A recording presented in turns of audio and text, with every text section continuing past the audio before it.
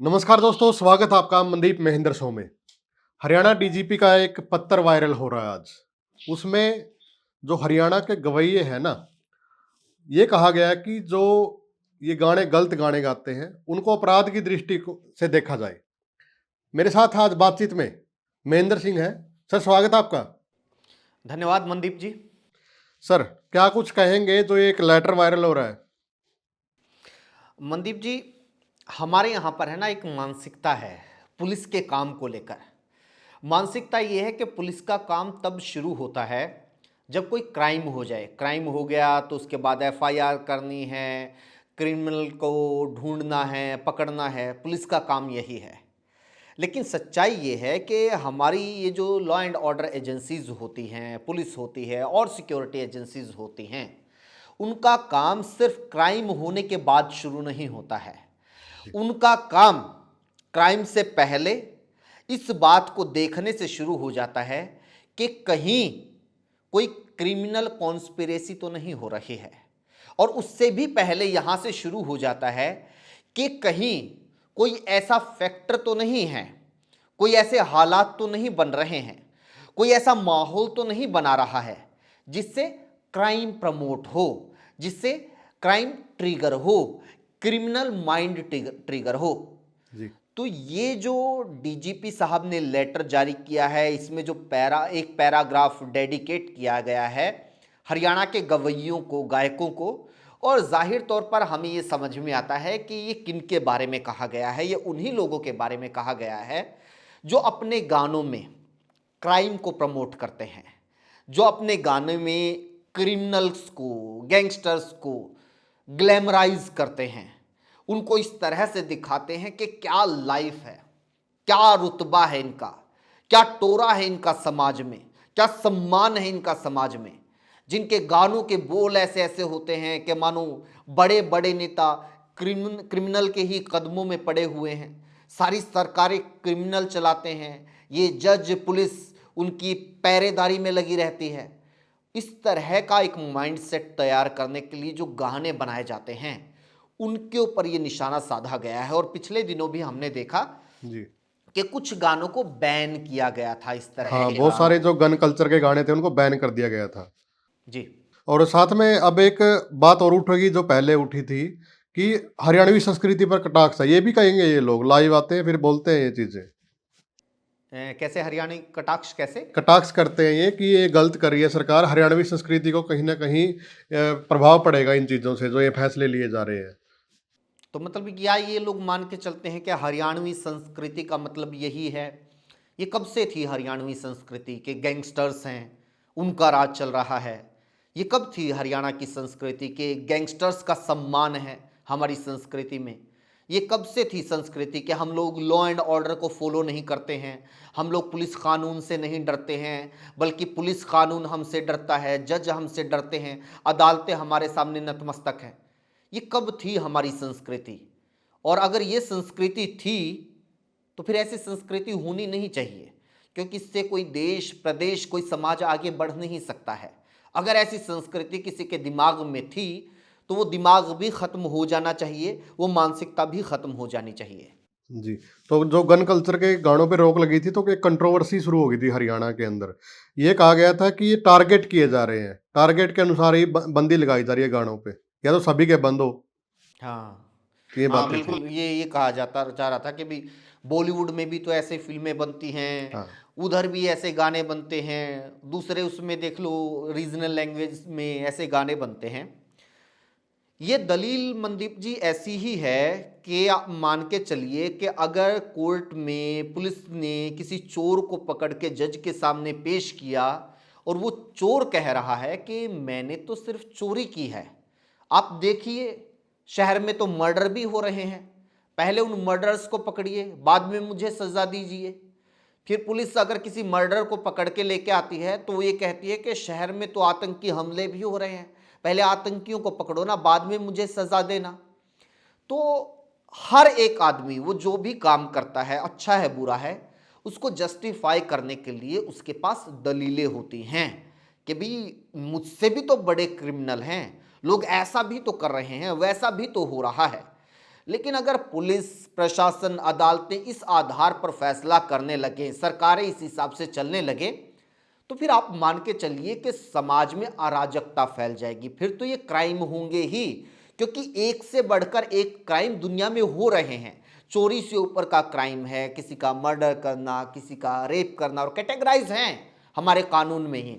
तो कोई भी चोर कहेगा कि रेपिस्ट को पकड़ो, रेपिस्ट कहेगा मर्डरर को पकड़ो, मर्डरर कहेगा अरे ऑर्गन तस्करी हो रही है, बच्चों को उठा उठा के ले जाते हैं, उनके ऑर्गन्स को निकाल के बेच देते हैं, उनको पकड़ो ना, उनको पकड़ लेंगे तो अरे आतंकवाद इतना है, उनके ऊपर कार्रवाई क्यों नहीं करते, रोज बम फट रहे हैं, उनको पकड़ो ना। आतंकी को भी पकड़ लेंगे, उसके पास भी कोई ना कोई दलील मिल जाएगी कि देखो देखो उधर गाजा में क्या हो रहा है, इजराइल क्या कर रहा है, इजराइल के खिलाफ बोलो, उस पर कार्रवाई करो।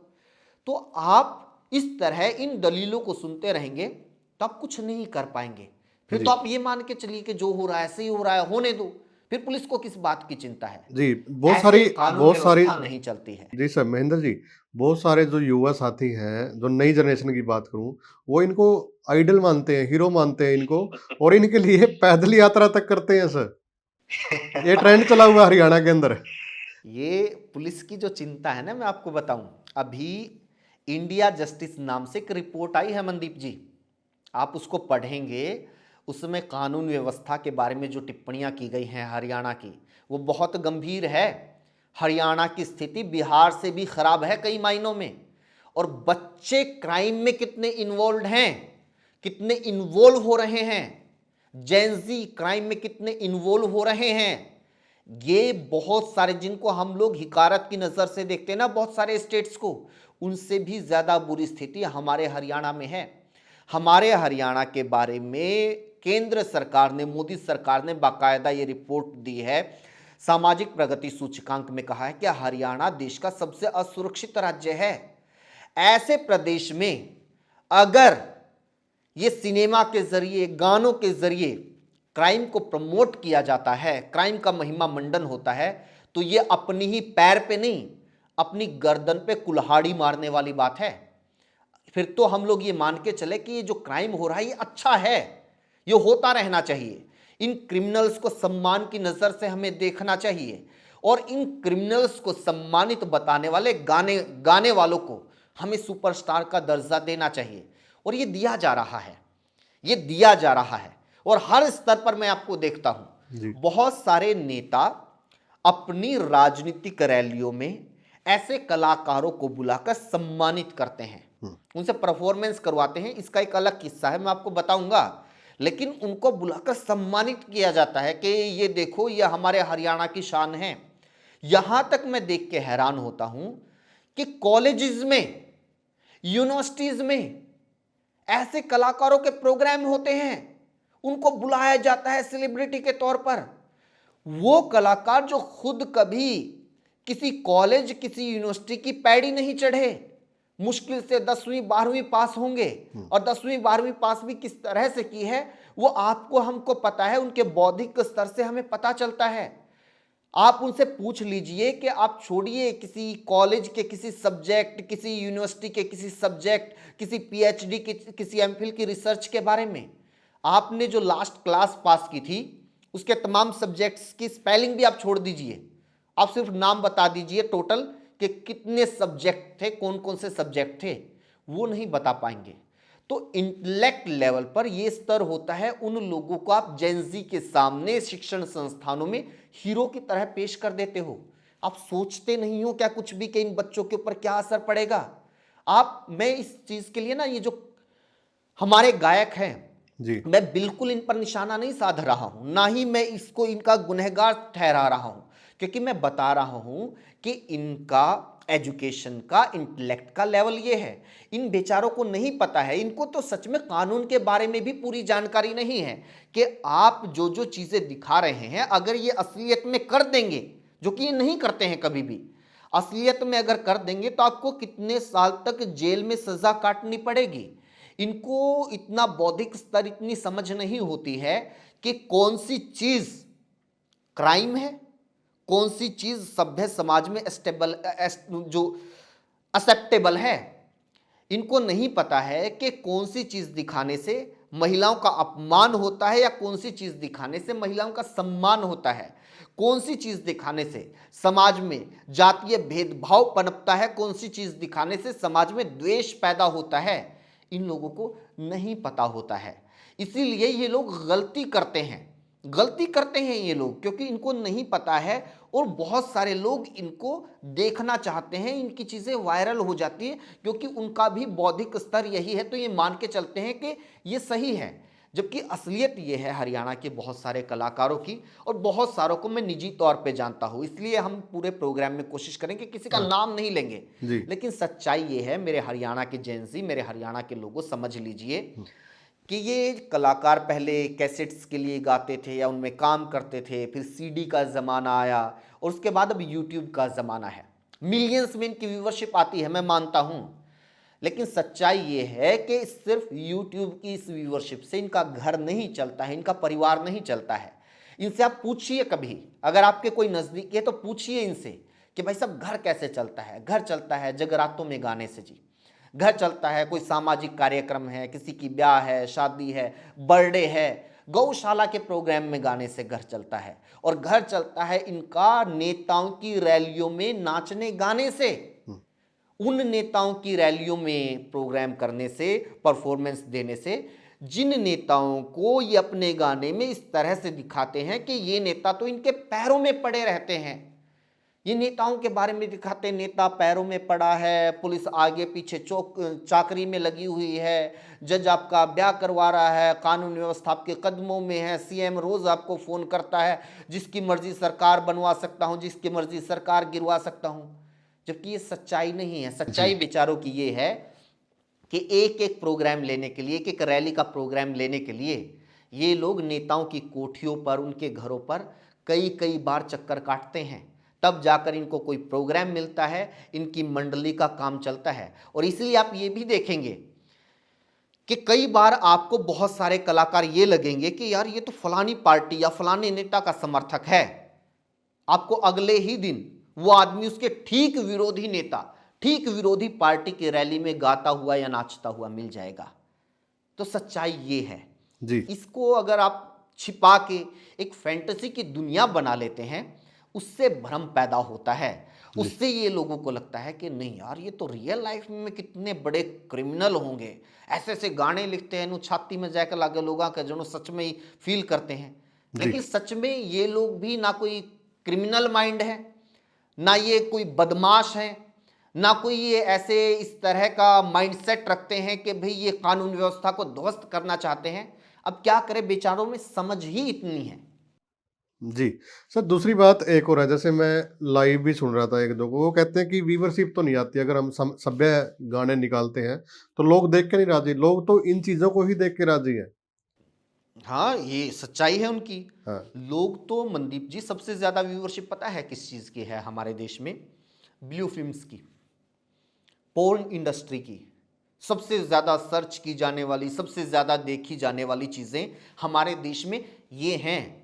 तो बनाइए, किसने रोका है? अब तो ये भी बहुत बड़ा बिजनेस है हमारे देश में, कर लीजिए। तो आप मतलब लोगों की पसंद के हिसाब से काम कर रहे हैं, या फिर आप जो काम कर रहे हैं उससे लोगों की पसंद मैच कर रही है, या आप कोई ऐसा कंटेंट दे रहे हैं जिससे लोगों की पसंद चेंज हो रही है? ये आपको तय करना है। आपको बहती गंगा में ही हाथ धोना है या फिर अपनी कोई लहर पैदा करनी है। कलाकार का असली चैलेंज यहाँ से शुरू होता है। और दिक्कत इसमें भी नहीं है, बॉलीवुड में एक से बढ़कर एक क्रिमिनल माइंड को लेकर प्रमोट करने वाली, क्रिमिनल मेंटलिटी को प्रमोट करने वाली फिल्में बन रही हैं, लेकिन आप मान के चलिए कि उनका इतना असर नहीं होता लोगों के जहन के ऊपर जितना ये लोकल कलाकारों के गानों से होता है। वो पता है क्या होता है कि फिल्मों में एक स्टोरी, एक ऐसा प्लेटफॉर्म, एक ऐसा प्लॉट बनाया जाता है किसी भी स्टोरी के उसमें, जो आपको लगता है कि ये कैरेक्टर फिक्शन है, ये रियलिटी में एग्जिस्ट नहीं करता है। लेकिन जब आपको लगता है कि ये आपके गांव का लड़का है, ये आपके साथ वाले गांव का लड़का है, ये तो हमारे साथ खेला करता, ये लोग जब ऐसी कोई तस्वीर पेश करते हैं जब ये लोग क्रिमिनल बनकर वीडियो में सामने आते हैं और फिर ये दिखाते हैं कि देखो क्या रुतबा है क्रिमिनल का, गैंगस्टर का, तो इसका असर आपके साथ लगते लोकल लोगों में, जो आपसे कनेक्ट करते हैं, जिनसे आपकी भाषा मिलती है, आपका कल्चर मिलता है, आपके कपड़े मिलते हैं, वो ज्यादा कनेक्ट करता है, वो ज्यादा असर करता है। और सबसे बड़ी बात ये होती है, इन गानों के ऊपर आपत्ति क्यों होती है, क्योंकि डेप्थ नहीं है आपकी, उसमें कोई सब्सटेंस नहीं है। क्रिमिनल माइंड को अगर आप प्रमोट कर रहे हो तो उसके पीछे कोई लॉजिक नहीं है। सिर्फ ऐसा लगता है कि आपका मकसद ऐसा ही है कि बस मुझे तो ये दिखाना है कि जो अपराधी है ना, वही अल्टीमेट कानून है, वही लोग इस देश के ऊपर राज कर रहे हैं, सम्मान ही उनका है सारा का सारा देश में। ये पॉलिटिकल कल्चर, ये पुलिस, ये गांव राम, ये समाज, ये कुछ नहीं है। ये तमाम लोग एक कट्टे के उसके ऊपर, स्टैंड गन, मशीन गन के ऊपर हाँके जा सकते हैं, और जो हाँकता है उसको अपराधी की तरह, उसको हीन दृष्टि से नहीं, उसको हीरो की तरह देखा जाता है। जी, तो क्या इसके लिए खापों को भी आगे आना चाहिए? जैसे पुलिस आगे आई है, पुलिस ने गाने बैन कर किए हैं, सरकार ने बैन किए थे पीछे, और साथ के साथ अब ये कहा है कि अपराधी की दृष्टि से देखे जाएँ, तो क्या समाज को, खापों को भी इन चीज़ों पे समझना पड़ेगा कि जो हमारी युवा पीढ़ी है वो क्या देख रही है? सिर्फ ख्वाब क्यों, आपको, मुझे, तमाम लोगों को इसके बारे में मंथन चिंतन करना चाहिए, क्योंकि पुलिस के कुछ काम ऐसे होते हैं जिनमें समाज की भागीदारी ज़रूर हो जाती है। और ये जो हमारी इंडस्ट्री होती है, दो तरह की इंडस्ट्री होती है जो लोगों तक मैसेज कन्वे करने का काम करती है। एक आपकी न्यूज़ मीडिया है, एक आपकी एंटरटेनमेंट मीडिया है। और कम से कम दो चीज़ें, असल में तो लगभग हर चीज़ आज की तारीख में, क्योंकि ये मार्केटिंग का दौर है, लेकिन मोटा माटी दो चीज़ें सिर्फ और सिर्फ इस मीडिया के दम पर चलती है। एक तो पॉलिटिक्स और दूसरा क्राइम, दूसरा गैंगस्टर। मनदीप जी, मेरी पिछले दिनों कुछ पत्रकारों से बात हो रही थी जो एनसीआर के एरिया में काम करते हैं। जी। वो बता रहे थे कि देखो पुलिस किस हद तक कोशिश करती है कि ऐसी चीज़ें प्रमोट ना हो। क्या होता है कि बहुत बार हमने देखा होगा कि किसी के घर के ऊपर गोलियां चला दी, किसी को धमकी आ गई, सरेआम फायरिंग हो गई, तो क्या करती है कि पुलिस ऐसी खबरों को है ना दबाती है। ये चाहती है कि ये खबरें मीडिया में ना आए, लोगों को पता ना चले। अब अगर हमें ये बात पता चली तो हमारे दिमाग में क्या आएगा कि पुलिस तो जानबूझकर चाहती है कि लोगों को पता ना चले, इतना क्राइम हो रहा है ना। इसके पीछे पुलिस की मंशा दूसरी होती है। मंशा ये होती है कि अगर कहीं के ऊपर कहीं गोलियां चलाई गई है और किसी को धमकी मिली है, फिरौती के लिए कॉल आई है, तो वो मीडिया में पब्लिश ना हो, क्योंकि अगर वो मीडिया में पब्लिश होगी तो वो जो सो कोल्ड फलानी फलानी गैंग है उसका नाम भी जाएगा, और उसको जितने लोग पढ़ेंगे, उसको जितने लोग जानेंगे, उनके जहन में ऑलरेडी उस गैंग के नाम का, उस क्रिमिनल के नाम का एक डर बैठ जाएगा। इसलिए बहुत बार ये होता है कि पुलिस, क्योंकि पुलिस का काम ये होता है रोज शाम को वो प्रेस नोट जारी करके बताती है कि आज कितने कितने क्राइम हुए, क्या क्या मामले दर्ज हुए, वो मीडिया को रिपोर्ट किया जाता है। लेकिन कई मामलों में पुलिस ये कोशिश करती है कि ऐसे मामलों को मीडिया तक ना पहुंचाया जाए, और कई जगहों पर पुलिस रोक भी देती है मीडिया वालों को कि इसको रिपोर्ट मत करो, और मीडिया वाले नहीं करते हैं। इसलिए यहाँ तक होता है कि बहुत सारे क्रिमिनल क्या करते हैं, वो डायरेक्ट मीडिया वालों को कॉल करते हैं कि जाके वहाँ पे चेक करो कि फलानी जगह गोलियाँ चली हैं। तो वो रिपोर्टर कहते हैं कि जी भाई साहब हमारे पास तो ऐसी कोई खबर आई नहीं है, आती तो फलाना पुलिस वाला हमें बता देता, बोला जाके चेक करो। अब जाके चेक करते तो सच में वहाँ गोलियाँ चली है, पुलिस मौके पे खड़ी है, लेकिन उसने मीडिया को जानकारी नहीं दी है। लेकिन उसके पीछे वजह ये है कि जो क्रिमिनल है उसकी पब्लिसिटी ना हो, जी। जो लोग हैं उनमें डर ना फैले। जी। तो ये एक काम है, आप न्यूज मीडिया के जरिए उसको कर सकते हैं, उसको रोक सकते हैं। लेकिन दूसरा जरिया आपके पास अभी भी खुला है, वो ये गाने हैं, वो ये फिल्में हैं। अगर कोई डीजीपी, अगर पुलिस ये कोशिश कर रही है कि इस दूसरे जरिए के ऊपर भी नकेल कसी जाए, तो आपको ये तय करना है कि आप इसको किस तरह से लेंगे। क्या इससे आपके समाज को, आपके प्रदेश को फायदा होगा या इससे नुकसान होगा, और इससे क्या नुकसान है अगर इस तरह के गाने, इस तरह का कल्चर प्रमोट होने से रुकता है, लोगों को क्रिमिनल बनाकर ग्लैमराइज करने का कल्चर ख़त्म होता है, तो इससे नुकसान क्या है। और सिर्फ ज़रूरी नहीं है कि आपका सिर्फ एक ही जोनर है, उसी तरह के गाने चलते हैं। सिर्फ और सिर्फ गाने और कल्चर में हज़ारों हज़ार जोनर हैं मनदीप जी, जी जो बहुत ज़्यादा चलते हैं। उसमें प्रेम है, उसमें परिवार है, उसमें हज़ार तरह के आदमियों के संघर्ष हैं और हज़ार तरह के हंसी मजाक हैं, सब कुछ है। जी सर, हरियाणा में बाउंसर बड़े सस्ते कर दिए। बेचारे बाउंसर भी सोचते होंगे कि ये क्या हो रहा है। आप देखोगे कि एक कोई भी छोटा मोटा भी सिंगर है, वो भी 10-10 बाउंसर लेके चल रहा है, हरियाणवी गायक। तो ये क्या चल रहा है? ये भी एक यही दिखाने की यही चीजें हैं, यही मनदीप हवाबाजी। जी, हाँ फैंटेसी की दुनिया में रहते हैं ये लोग। अपने लिए एक फैंटेसी क्रिएट करते हैं और फिर उसमें जीने की कोशिश करते हैं, उसको पर्दे के ऊपर, कैमरे के ऊपर, वीडियो में परोसने की कोशिश करते हैं। क्या हमें आपको नहीं पता है कि ये जो बड़ी बड़ी गाड़ियों का काफिला लेकर ये लोग चलते हैं, सारी की सारी किराए पर आती हैं। इनका किराया कितना होता है? ये जो बाउंसर इनके साथ चलते हैं, ये सिर्फ एक प्रोग्राम के लिए हायर किए गए हैं। बाकी दिनों में मतलब ये लोग बच्चों को स्कूल छोड़ने भी खुद जाते हैं, खुद की स्कूटी पे या खुद की गाड़ी में। तो ये सिर्फ और सिर्फ कि वहाँ पर कुछ लोग होंगे जो इनको आता हुआ देखेंगे, उनको दिखाने के लिए अपने गानों में दिखाया जाता है कि इनका क्या रुतबा है, क्या लाइफस्टाइल है, कितनी कितनी गाड़ियां घर पे खड़ी हैं। गाड़ियां सारी की सारी उस गाने में दिखाने के लिए भी इतना ब्योत नहीं है कि वो किराए पे ले ले। यार दोस्त जो है ना कि भाई साहब आपके पास फॉर्च्यूनर है वो ले आइयो, आपके पास जोंगा खड़ी है वो ले आइयो, आपके पास थार है भाई साहब वो ले आइयो, उससे काम चलाते हैं बेचारे। जी लेकिन दिखाते ऐसे हैं। फैंटेसी की दुनिया ऐसी ऐसी बना रखी है मनदीप जी, अभी भी शायद होता होगा और पिछले कुछ सालों में तो मैंने ये देखा कि हर तीसरे गाने में ये दिखाया जा रहा है कि देखो मैं तो हूँ किसान का बेटा, मैं तो खड़ा हूँ खेत में, मैं पानी लगाने लग रहा हूँ, मैं ट्रैक्टर चलाने लग रहा हूँ। लेकिन वह जो मेरी गर्लफ्रेंड है ना, वह बड़ी गाड़ी में मॉल में शॉपिंग करने लग रही है, वह मेरा पीछे पीछे खेत में आएगी, वह खेत की डोर पर उसने गाड़ी रोकी है, मैं उसने इग्नोर करने लग रहा हूँ, वह मेरा पीछे पीछे आने लग रही है, मैं कुर्ता पजामा पहन हूँ, वह स्कर्ट पहने है। मनदीप जी, आप और मैं इसी हरियाणा में रहते हैं, आसपास आपने कोई ऐसी लव स्टोरी देखी है, सुनी है? पिछले 100-150 साल में ऐसा कोई किस्सा सुना है? जी मैंने नहीं सुना है। लेकिन इन लोगों ने ऐसा ऑरा बना रखा है, ऐसी फैंटेसी वर्ल्ड क्रिएट कर रखा है कि हर तीसरे गाने में आप ये दिखा रहे हैं।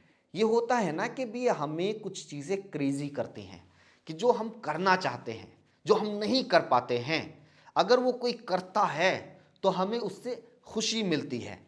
सन्नी देओल मूवी में जब 50-50, 100-100 लोगों को अकेला पीटता है तो मुझे बड़ा मज़ा आता है, क्योंकि मैं चाहता हूं कि यार मैं ऐसा कर पाऊं, लेकिन मैं नहीं कर पाता। मेरी फैंटेसी सेंसेशन को सन्नी देओल का वो सीन सेटिस्फाई करता है। तो इन लोगों का जो एक अपनी पर्सनल लाइफ में जो एक खोखलापन है, या जो मतलब नहीं हो पा रहा है कि भी उनको अपनी लाइफ में एक एक प्रोग्राम के लिए नेताओं के पैरों में पड़ना पड़ता है, उनकी कोठियों पे ऑफिसेज में जाके उनको बार बार रिक्वेस्ट करनी पड़ती है, उनको गाने सुनाने पड़ते हैं कि देखो जी कितना बढ़िया आपके लिए लिखा है, उनकी धुन बनानी पड़ती है। रिजेक्ट होने के बाद फिर वो दोबारा जाते हैं कि जी अब दोबारा सुनो, और फिर पेमेंट के लिए भी ऐसे चक्कर कटवाते हैं कई नेता तो, कई पार्टीज तो। लेकिन इनको पर्सनल लाइफ में ये करना पड़ता है।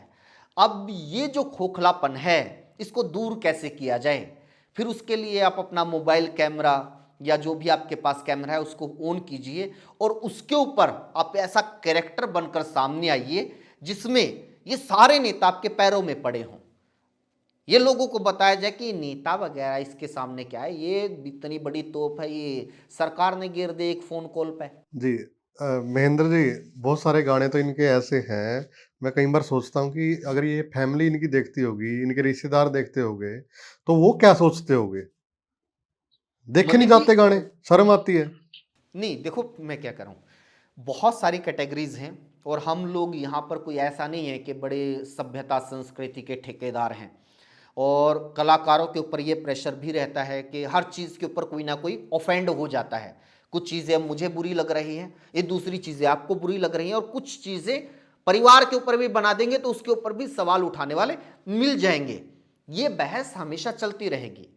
हमारी कोशिश ये थी कि जो डीजीपी साहब ने कहा है, ये जो क्रिमिनल मेंटालिटी को प्रमोट करने वाले गाने हैं, ऐसे गाने गाने वाले जो गवैये हैं, उनको किस नज़रिए से समाज में देखा जाए, इसी के ऊपर हम लोग फोकस करें और इसके बारे में बात करें कि हाँ, इसके बारे में बात करना कितना ज़रूरी है और इनके ऊपर नकेल कसे जाने से आपके समाज को, आपकी कानून व्यवस्था को क्या क्या फ़ायदा हो सकता है। और सबसे बड़ा फ़ायदा आप अपने घर में देख लेंगे। छोटी उम्र के बच्चे, उनको आप क्या सिखाएंगे? अच्छी बात है, बहुत सारे ऐसे गाने बनते हैं जो एक उम्र में आप नहीं दिखा सकते हैं, लेकिन एक उम्र के बाद उनको देखना भी बहुत ज़रूरी होता है। समाज में ही, अपने घर में ही बहुत सारी ऐसी बातें होती हैं, कई ऐसे झगड़े होते हैं, कई ऐसे विवाद होते हैं जो एक उम्र तक हम नहीं बच्चों के साथ डिस्कस कर सकते, एक उम्र के बाद हमें करने भी पड़ते हैं। तो ये कॉन्फ्लिक्ट अपनी जगह है, लेकिन किसी क्रिमिनल को, किसी क्राइम मेंटालिटी को ग्लैमराइज करना, उसको हीरो की तरह पेश करना, उसको ये दिखाना कि बच्चों ऐसा बनो, ये गलत है या नहीं गलत है, इसके ऊपर तो कोई सेकंड थॉट हो ही नहीं सकती। जी, जो ये पुलिस ने प्रहार किया है, तो लग रहा है कि रोक लगेगी इन चीज़ों पे, कुछ कंट्रोल होगी चीज़ें? नहीं, बिल्कुल नहीं होंगी। ये कंट्रोल कहाँ से होंगी मनदीप जी? पुलिस ने आपको एक लाइन दे दी है, पुलिस ने समाज को कहा है कि इनको किस नज़रिए से देखिए। ऐसा तो है नहीं कि पुलिस इन सब के खिलाफ एफआईआर कर देगी, इनको जेल में डाल देगी, क्योंकि ये शुद्धिकरण का तरीका तो फिर बहुत बड़ा है। आपको दिखेंगे कि संसद से लेकर विधानसभा में ऐसे लोग बैठे हुए हैं, वो जो गाने नहीं गाते, सच में वो ये काम करते हैं। ये नहीं होगा। ये एक लाइन दी गई है, और ये डीजीपी साहब का मैं देख रहा हूँ ये तरीका है। वो एक आदेश पुलिस की तरफ उछाल रहे हैं तो वो कुछ ना कुछ समाज की तरफ भी उछालते हैं। ये सोचना आपको मुझे है, ये सोचना हमारी सामाजिक संस्थाओं को है, ये सोचना उन शिक्षण संस्थाओं को है जो ऐसे लोगों को अपने शिक्षण संस्थानों में बुला के सम्मानित करते हैं। भाई, आप बुला लिया, आप किसी भी अपने क्लास के जो फिसड्डी से फिसड्डी बच्चा है ना, उसको कहिए कि भाई तू अपनी क्लास के किसी भी सब्जेक्ट के बारे में, ये जो आदमी हमारे कॉलेज का हीरो बन के आया हुआ है, इस पे स्टेज पे जाके इससे सवाल कर लीजिए किसी भी सब्जेक्ट के बारे में। असल में इसी से पूछ लीजिए कि भाई साहब किस सब्जेक्ट में आप कंफर्टेबल हो, आप उसी के बारे में बात करेंगे, तो आपको पता चल जाएगा कि ये जो हीरो आपने बुला रखे हैं, इनमें कितनी समझ है, ये आपके बच्चों को क्या सिखा सकते हैं, क्या दे सकते हैं। जिस साहित्य के क्षेत्र में ये लोग काम कर रहे हैं, उस साहित्य के बारे में ही इन लोगों ने कितना पढ़ा है, इन लोगों ने कितना जाना है। एक सतही सी बातें हैं सारी की सारी, और सतही सी बातें सतह पे रहने वाले लोगों को बहुत ज़्यादा पसंद आती हैं, क्योंकि डेप्थ में बहुत सारे बाकी लोग भी ना जाते हैं, ना सोचते हैं, ना देखते हैं। लेकिन जब इनके सामने कुछ ऐसी चीज़ आती है कि ना यार, ये तो मेरी समझ से थोड़ी सी गहरी बात है, ये चीज़ तो यार मैंने भी नहीं सोची थी, तो मैं इन भाई साहब लोगों को बताना चाहता हूँ कि उसकी व्यूअरशिप ज़्यादा है, उसका समाज में सम्मान ज़्यादा है।